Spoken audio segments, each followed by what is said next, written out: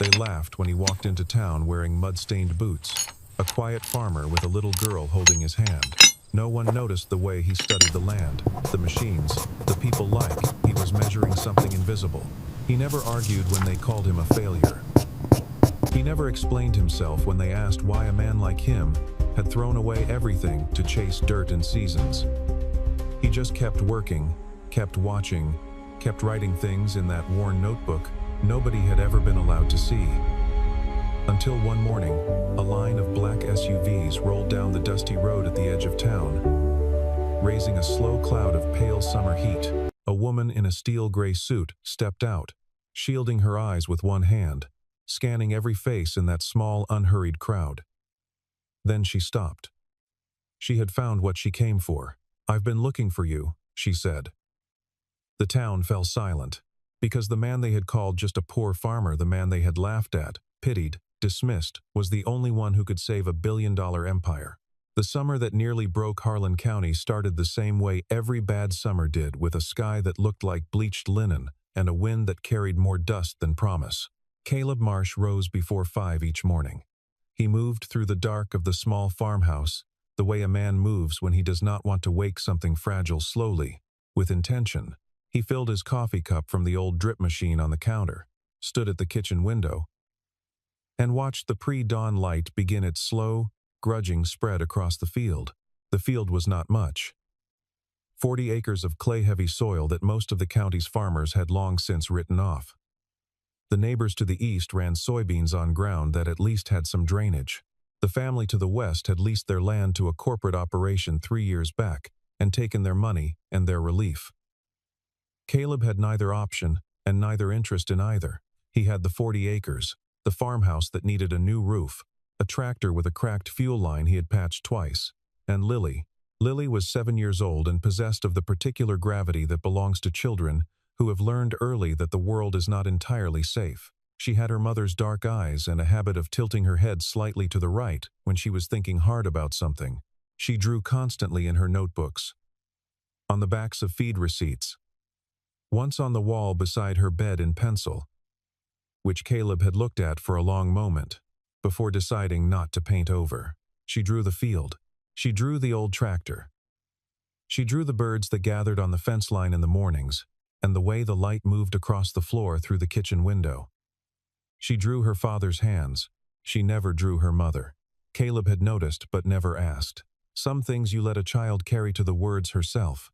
He brought her to town twice a week, on Tuesdays for groceries and on Saturdays because she liked the hardware store, which had a jar of peppermint candies on the counter, and an old man named Raymond, who let her look at the seed catalogs even though she never bought anything.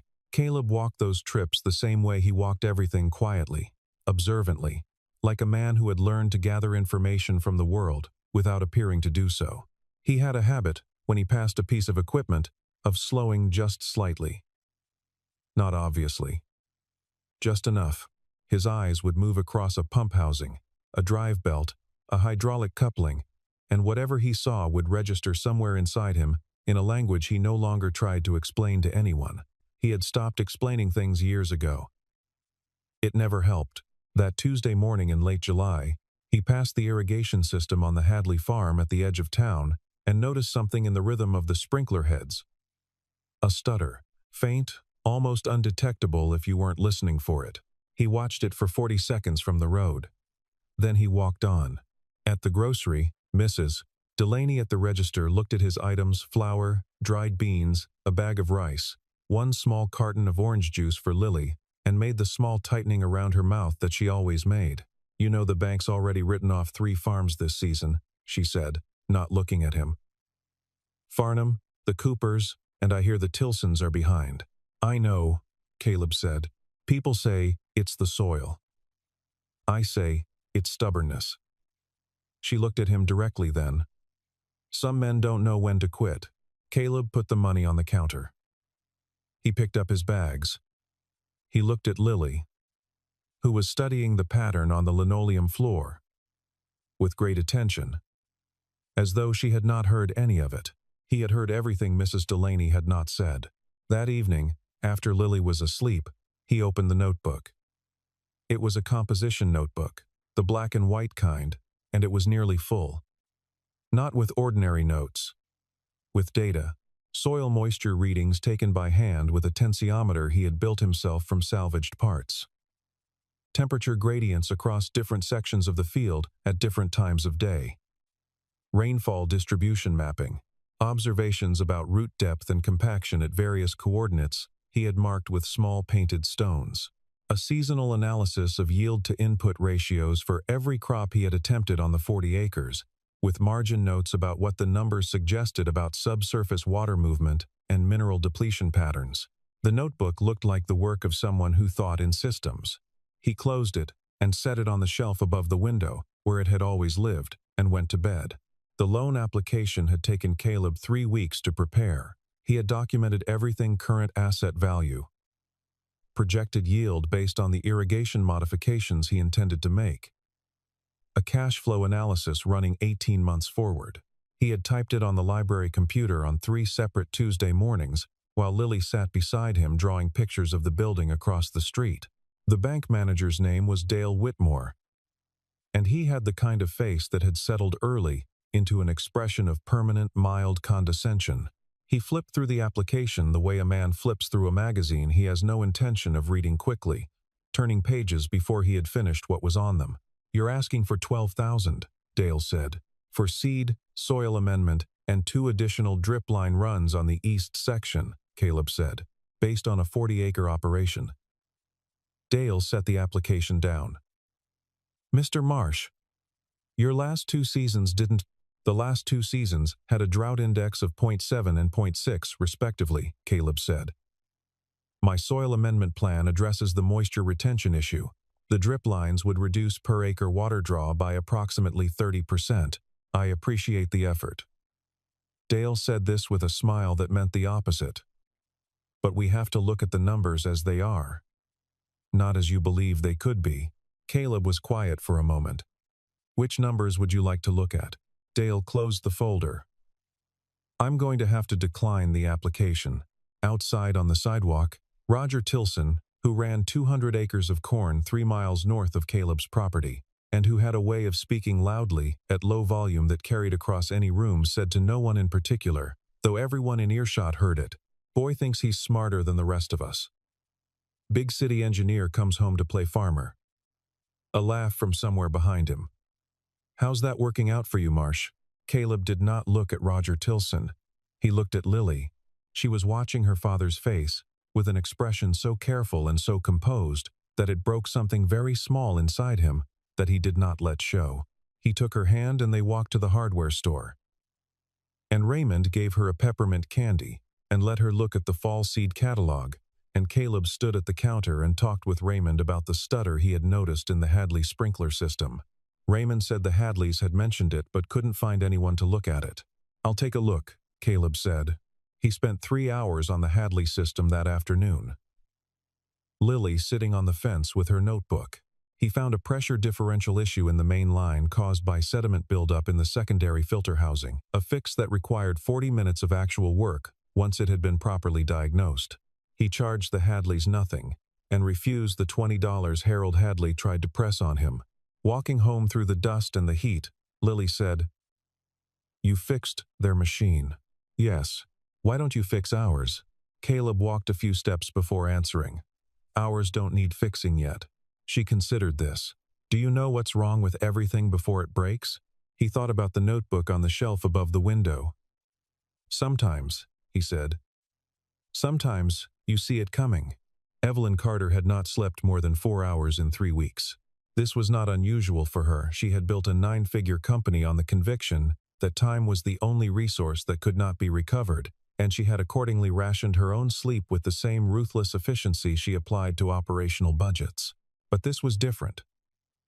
This was not the productive sleeplessness of a founder pushing toward a deadline. This was the sleeplessness of a woman watching something she had built with considerable intelligence and considerable sacrifice begin to fail in ways she did not fully understand. Agri-Axis Technologies had been, until 8 months ago, the most watched agricultural technology company in the country. Evelyn had founded it 6 years earlier on a premise that was sound and a technology stack that was genuinely innovative. an integrated system of soil sensors, microclimate modeling, satellite imagery analysis, and adaptive irrigation control that was supposed to do what conventional farming could not: optimize inputs in real time across large acreage, dramatically reducing waste while improving yield consistency. The company had deployed across 43 commercial farming operations in 5 states. It had raised 3 rounds of capital. It had been featured in 12 publications. Evelyn had been named to 4 lists. And now the system was failing. Not everywhere, not all at once, but with a pattern that the Agri-Axis data science team could not explain. Anomalous yield drops in the 4th and 5th growing seasons after deployment, on certain soil profiles and certain climatic conditions. The company's chief scientist, Dr. Hargrove, had presented 3 separate models over the past 6 months, each one failing to account for the full variance in the data. The board was losing patience. 2 early investors had already begun quiet conversations about restructuring. Walter Finch, the CFO who had been with the company since Series A, had suggested in last week's board call that the appropriate response was a controlled wind-down of underperforming contracts. Evelyn had ended that call by saying, "We don't wind down. We find the problem and we fix it." Then she had gone back to her office and sat for a long time with the door closed. Her assistant, a composed young man named Patrick, had been going through the company's archived files at her direction. Every internal report, every flagged technical concern, every communication that had been closed without resolution. It was Patrick who found the report. It was dated 4 years ago. It was tagged System Design Concern. Soil Moisture Modal Calibration Error Long.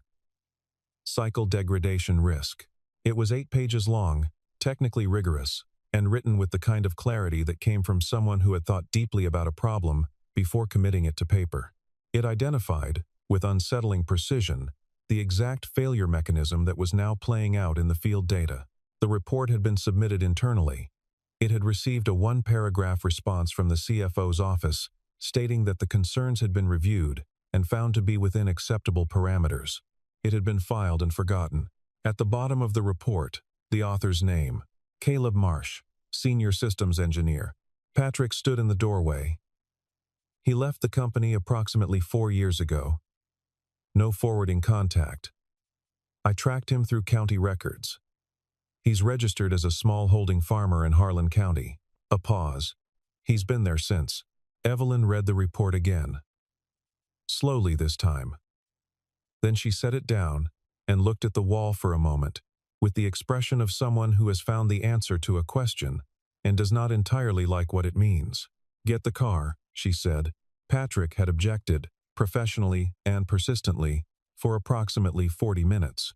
"The system failure is a technical problem," he said. "We have Dr. Hargrove. We have a team of—" "Dr. Hargrove's team has had 8 months and 3 models," Evelyn said. "None of them wrote a report 4 years ago predicting exactly what happened. He's been farming. He's been thinking," Evelyn said.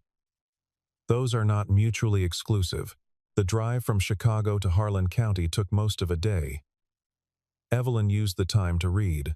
She read the full archive of Caleb Marsh's internal communications from his 3 years at Agri-Axis, his technical memos, his flagged concerns, his design suggestions, and the trail of non-responses that had followed each of them. By the time the convoy turned off the state highway onto the county road, she had a reasonably complete picture of a man who had been right about a great many things and had been ignored with great consistency. She understood why he had left. She did not yet understand, entirely, why he had gone so completely not to another company, not to consulting work, but to a 40-acre farm in a county where the soil was marginal and the winters came hard. That understanding would take longer. The town had a general store, a post office, a hardware store, and a grain elevator that had seen better decades. The SUVs were conspicuously wrong for the street, the way a formal suit is conspicuous at a county fair, not inappropriate exactly, but unmistakably from somewhere else. People gathered the way people do in small towns, when something unusual happens, not rushing, but orienting. A woman stopped sweeping her porch. 2 men outside the feed store turned. A teenager on a bicycle slowed to a coast. Evelyn asked at the general store. The woman behind the counter looked at her with the frank assessment of someone who had spent decades reading people arriving from cities. Caleb Marsh? He's out on the Dryden Road property. But I'd be careful. He doesn't much like being surprised. Thank you, Evelyn said. In the car, Patrick said, he might not cooperate. I know. The board is expecting. I know what the board is expecting. She looked out the window at the passing fields. Let me handle this. The Dryden Road property was a long, flat rectangle of heat-stressed earth that ended at a tree line. As the SUVs pulled to the side of the road, Evelyn could see him, a figure in the middle distance, bent over the drive housing of an old tractor, working with unhurried focus. A small girl sat on the fence nearby, legs swinging, drawing in a notebook. Evelyn got out of the car. She walked across the road and to the fence, and stood there without speaking for a moment, because something about the scene, the dust in the air, the quiet, the child's complete absorption in her drawing made her feel, briefly and uncomfortably, that she was intruding on something that had more weight to it than a 9-figure crisis. The man working on the tractor did not look up. She said, Caleb Marsh. He looked up then. He had the kind of face that was difficult to read, not because it was closed, but because it had been through enough that it had learned stillness. He looked at her for a moment the way he had looked at the Hadley sprinkler head on the road, gathering information, not rushing to a response. The girl on the fence had stopped drawing. I'm Evelyn Carter, she said. Agri-Axis Technologies. A long pause. I know who you are. Then you know why I'm here. Caleb straightened. He wiped his hands on a cloth tucked into his belt. Slowly, thoroughly, the way a person buys time to think without appearing to be thinking. He looked at the line of black vehicles on the road. Then he looked at Evelyn. Then he looked, briefly, at Lily, who was watching with her head tilted to the right. You have the wrong person, he said. I have your report, the one from 4 years ago. She opened the folder she carried and held it toward him. Page 3. The moisture model calibration drift you identified in clay-dominant profiles, with annual rainfall variability above 0.4. That's what's happening. That's exactly what's happening. He did not take the folder. Behind Evelyn, she was vaguely aware of movement, people from town who had followed at a distance, watching from the road. A small, loose audience in the dust. I filed that report, Caleb said. Someone read it and decided it was within acceptable parameters. That decision was wrong. Yes, he said, it was. Something shifted in the conversation there, not the words. But what was underneath them? He was not disagreeing with her assessment. He was making her say it plainly. Lily had climbed down from the fence. She stood beside her father and took his hand. She looked at Evelyn without hostility, but with the careful attention she gave to things that were important and not yet understood. Your system is failing across 11 of your 43 deployments, Caleb said. He had not looked at the report. The projections I ran in that memo would put total system failure in those 11 at approximately 18 to 24 months out. You probably have 6 months before the contract cancellations start compounding. He looked at her steadily. You're not here because you want a consultant. You're here because you're out of other options. Evelyn did not flinch from that. That's correct. He looked at her for another long moment. Then, I don't work for people who don't listen. He turned and walked back toward the tractor. Evelyn stood in the heat. Patrick, behind her, said nothing. The watchers on the road said nothing. The dust settled slowly back to the ground. She came back the next morning. Alone, without the SUVs. She drove a rented pickup and parked at the end of the lane and walked to the house. Caleb was on the porch with his coffee. He watched her come without expression. She sat down on the step without being invited and said, I read everything you filed. Not just the report. All of it. He said nothing. The design notes from year 2. The calibration flags you raised in the sensor firmware review. The memo about the soil type classification model that was never updated after the Pacific Northwest deployment. She looked at the field. You were right about all of it. I know. Walter Finch made the decision to close those concerns without action. A long pause. Yes, Caleb said. He did. She looked at him. The morning light was direct and clear, and showed everything. I want to understand what happened, not just the technical part. He was quiet for a while. A truck passed on the distant road. The trees at the field's edge moved in a small wind that died before it reached the porch. My wife got sick, he said finally. Rebecca. Pancreatic cancer. It was fast. He held the coffee cup with both hands. The company's insurance plan had a coverage cap I hadn't read carefully enough. When the bills got to a certain point, the reimbursement stopped. Another pause. I went to Walter to ask about bridging coverage, supplemental options. He said it was a personal matter, not a company issue. Evelyn was very still. I left 4 months later. After Rebecca died. He said the last 2 words, without decoration. The way a person states a fact, they have absorbed until it is just part of the architecture of things. There wasn't any reason to stay. The field was dry and silent in the morning sun. Lily was 3, he said. Evelyn did not look away. She had the instinct to apologize, the reflexive condolence that people with power offer when confronted with damage they did not personally cause but benefited from the conditions that allowed. She controlled it. She said, "I didn't know about your wife. I didn't expect you would. I should have." She meant it. It was not performance. I should have known what was happening to the people who worked for me. He looked at her then, a different look from yesterday's. Something in it had changed, register slightly, as though a frequency had shifted. "Why are you here alone?" he said. "Because yesterday didn't work, and because some conversations should be between 2 people, not an audience." Caleb set his coffee cup down on the porch rail. He looked out at the field. He was quiet for a long time. The kind of quiet that is not emptiness, but the sound of something being thought through carefully. "What do you need?" he said. "I need someone who understands the problem from the inside, not the surface of it. The root. I know what the root is. I know you do." She folded her hands. "I'm not asking you to come back to the company. I'm asking you to help me understand what went wrong well enough to fix it. On your terms, with whatever conditions make that possible for you." The screen door behind him opened. Lily stood in it, barefoot, in a blue t-shirt, holding her drawing notebook. She looked at Evelyn. "Are you the person who came in the big cars yesterday?" she asked. "Yes," Evelyn said. Lily considered this. "Did you come to ask my dad for help?" "I did." Lily tilted her head to the right. "Okay," she said, as though that settled something. She went back inside. Caleb went inside after his daughter. Evelyn waited on the porch for 20 minutes, without moving, watching the field. She thought about the 11 failing deployments. She thought about the farmers, some of them operating on borrowed margins, counting on a system that had been sold to them as a solution, and what failure of that magnitude would mean for them.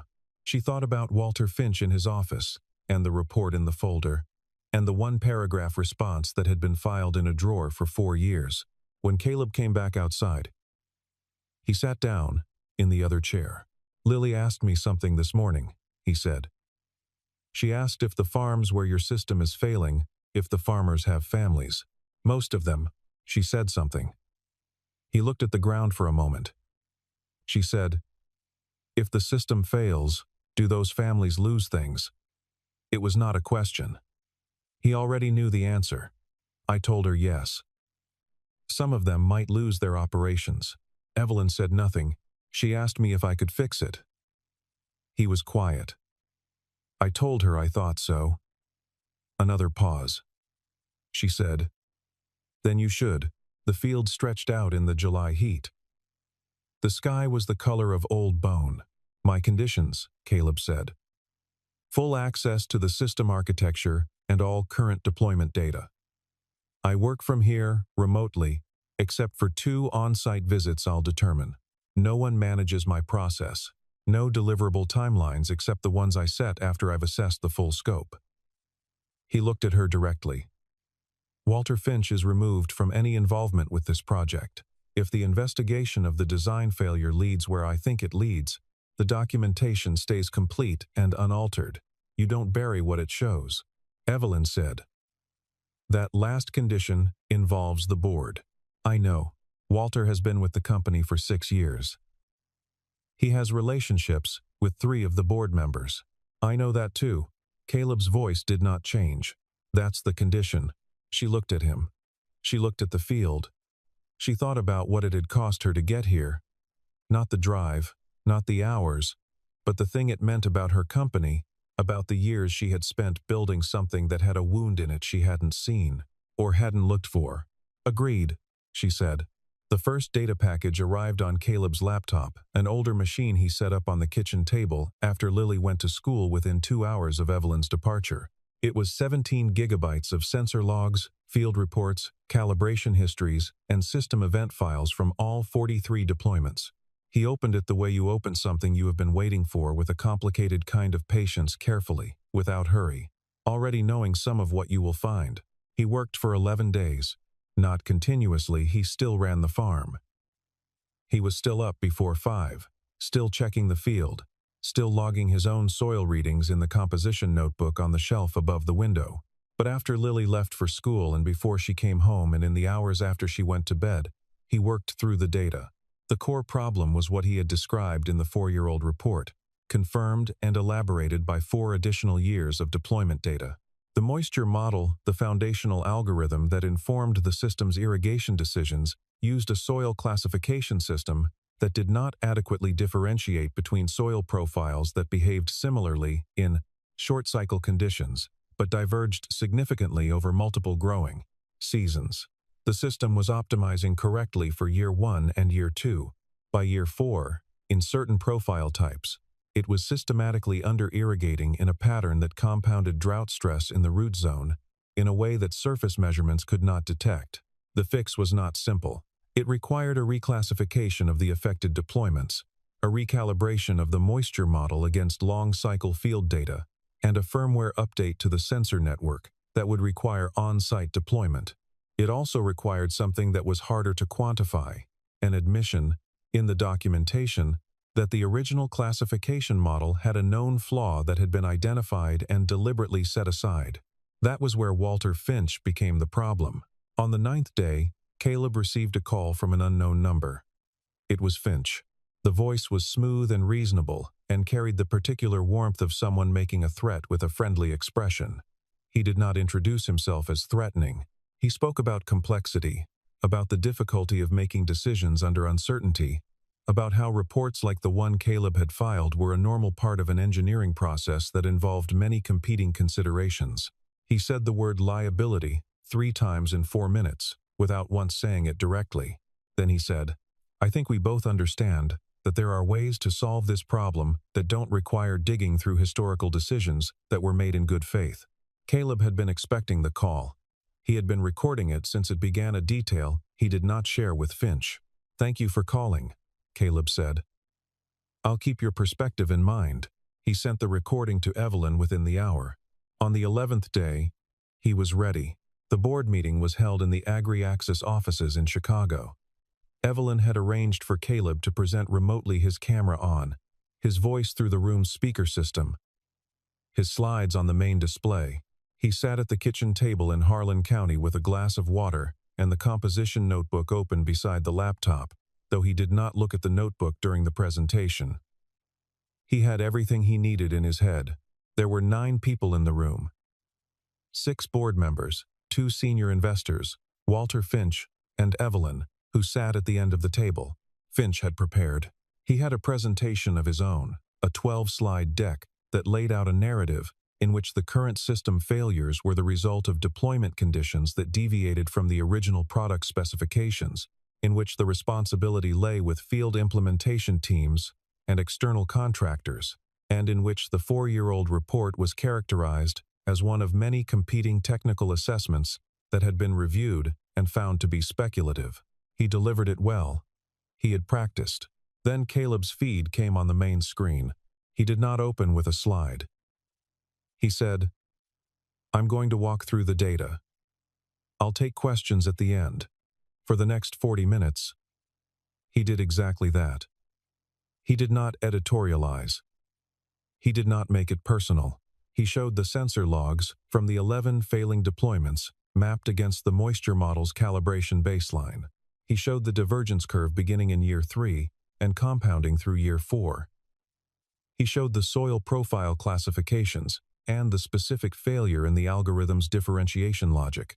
He showed his 4-year-old report and its precise correspondence to the current failure pattern. Then he showed the internal communications, the emails in which Finch had received the report, had acknowledged it, had consulted with 2 external reviewers who had flagged concerns, and had filed a closure memo characterizing those concerns as within acceptable parameters, without disclosing the external flags to the engineering team or the board. No one in the room spoke. Finch said, "Those communications don't tell the complete story. The risk environment at that point in the the communications are complete," Caleb said. "I have the full chain, including the emails from your 2 external reviewers, which are not reflected in your closure memo." Another silence. One of the board members, a woman named Sandra Voss, who had been a civil engineer before moving into investment, said quietly, "Walter, did you receive a recommendation to escalate this concern to the full technical review board?" Finch looked at his hands. Evelyn had not moved from her chair at the end of the table. She watched the room with the expression of someone who had known what was in the room and had waited for the room to see it for itself. Sandra Voss said, "I think we need to take a recess." The board was in recess for 40 minutes. When they reconvened, Finch was not in the room. Evelyn said to Caleb on the screen, "The board would like to discuss the remediation plan." He presented it. They asked good questions. He answered them. An hour later, when the meeting ended, Evelyn stayed in the room alone for a moment after the others had filed out. She said to the screen, where Caleb was still present, "Thank you." Caleb looked at her for a moment. Behind him, through the kitchen window, the evening light was going orange across the field. "I'll send the full remediation documentation tonight. Implementation sequence is in the appendix." He paused. "It'll work. The farms will recover." "I know," she said. He reached forward, and the screen went dark. Agriaxis began the remediation rollout in September. The 11 affected deployments received firmware updates and soil reclassification protocols within 6 weeks. The moisture model recalibration was deployed to all 43 active sites by November. 3 of the 11 failing operations had been in their 3rd year of decline. With the corrected protocols, the agronomists projected full recovery within 2 growing seasons. The other 8 had time on their side. Evelyn called Caleb in October with an offer: Chief Agricultural Systems Officer, corner office in Chicago, a compensation package that would make the 40 acres feel like a different life. He said no without hesitating. "I thought you might," she said. "I'll consult," he said. "Remote. 2 site visits a year on my schedule. A flat retainer that covers what I need. If something critical comes up and you need me to think through it, I'm reachable." "That's not nothing," she said. "No," he said. "It's not." In November, when the fields had gone brown, and the air had the dry, cold clarity that came before the first real freeze, Evelyn drove to Harlan County again. Alone, in a normal rental car. She called ahead this time. Lily met her at the fence. She was wearing a red coat and holding her drawing notebook. "You came back," she said. "I did. Dad said you might." She considered Evelyn with the measuring gaze that was becoming familiar. "He said you fixed the farms." "He fixed them," Evelyn said. Lily shook her head with the patient certainty of someone correcting a misunderstanding. "He helped. He says there's a difference." They walked across the field together, Lily pointing out things of interest: the stones Caleb had painted to mark his soil observation coordinates, the winter cover crop he had seeded in October, the drainage modification on the east section that he had finally been able to fund. The field looked different from a distance than it did up close. From the road, it was just a flat rectangle of unremarkable land. Up close, it had a kind of internal coherence: decisions made and recorded, systems understood, nothing wasted. They found Caleb at the back of the property. turning compost into one of the raised beds he had built at the tree line. He looked up when he heard them. He looked at Evelyn, then at Lily, who was describing something in her notebook to the general air. "I won't stay long," Evelyn said. He nodded. "I wanted you to know Sandra Voss is the new chair of the Technical Oversight Committee. The board has agreed to a new protocol for flagged engineering concerns, independent review, mandatory escalation, full documentation trail." She looked at him.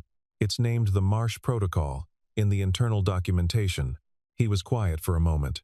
"That wasn't necessary," he said. "No," she said. "It wasn't." She looked at the bed he had been working in dark, turned soil, the black richness of something that had been tended over time. "The farms," she said. "The ones that were failing. The Beaumont operation in Iowa. The Driscoll family in Nebraska, they're going to come through." "I know," Caleb said. "I looked at the December sensor data Patrick forwarded. Their families," she said. It came out quieter than she intended. "They're going to be okay." He looked at her for a moment with something in his expression that was not warmth exactly and not distance either, but something between the look of a person who has lived long enough with a difficult thing that they can recognize the weight of it in another person without needing to say very much about it. "Yeah," he said. "They will." Lily had crouched at the edge of the bed, examining the soil with one finger, with the absorption of a scientist who has not yet learned to pretend she is something else. She looked up at Evelyn. "Do you want to help plant?" she said. "Dad says the garlic goes in before the freeze." Evelyn looked at her hands manicured, unsuited for this, dressed for a meeting that had been 3 days ago. She thought about the drive back, the calls she had to return. The board presentation scheduled for next week. "Yes," she said. Lily handed her a glove from her coat pocket, one small glove, pink, with a cartoon dinosaur on the back, with the sublime practical generosity of a child who simply solves the problem in front of her. Caleb handed Evelyn a section of the row without comment. He showed her the depth with 2 fingers, the spacing with his thumb. Then he went back to his own section and worked. They planted in silence, the 3 of them. The light came sideways and cool through the trees. The ground was cold and yielded to the work. There were no headlines, no announcements, no version of this moment that would appear anywhere beyond these 40 acres and the 3 people in them. Caleb pressed the last bulb into the earth and covered it with his hand. The way you cover something you are trusting to come back. It was enough. It had always been enough. He just had to wait long enough for the rest of the world to see it.